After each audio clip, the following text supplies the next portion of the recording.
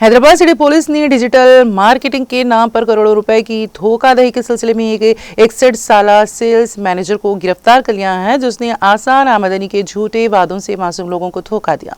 मोतबर इतलात की बुनियाद पर मीर चौक पुलिस स्टेशन के एहलकारों ने 25 अप्रैल को गुड़गांव के रिहायशी और forever living imports India private limited के country sales manager Harish Kumar Singla को हिरासत में ले लिया। मुलजिम के खिलाफ Bharatiya Nyaya Sanhita, Telangana protection of depositors of financial establishment act, price chits and mini circulation schemes act और IT एक्ट की मुख्तलिफ दफात के तहत मुकदमा दर्ज किया गया। पुलिस के मुताबिक मुलजिम एक गैर कानूनी डिजिटल मार्केटिंग स्कीम चला रहा था, जिसमें नौजवानों और घरेलू खवातीन को वर्क फ्रॉम होम के मौके का लालच देकर रजिस्टर किया जाता था।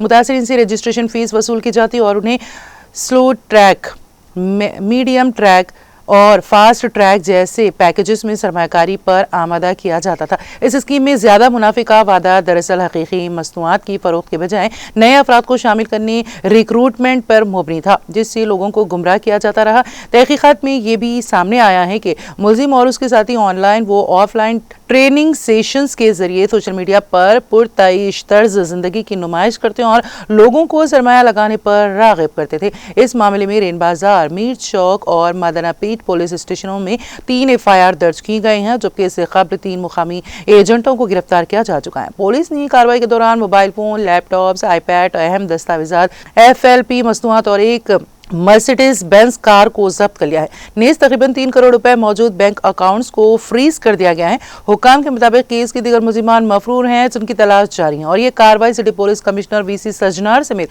सीनियर अफसरान की निगरानी में अंजाम दी गई।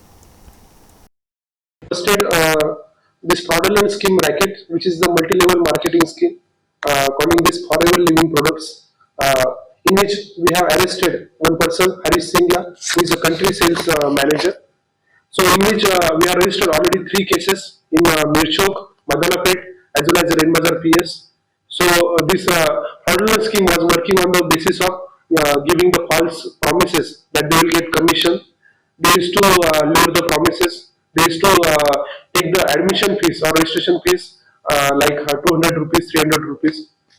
Mainly the backbone of this scheme was they were asked to recruit more number of people, specifically from the youth as well as the housewife, and through that they used to sell different combo packages like 20,000, 30,000 packages, which were involved this Alvera gel products like that.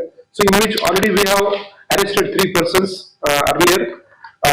Again we have arrested the 4th person, who is the Harish Kumar Singla, who is the country sales manager, in which we have also freezed 3 crore amount worth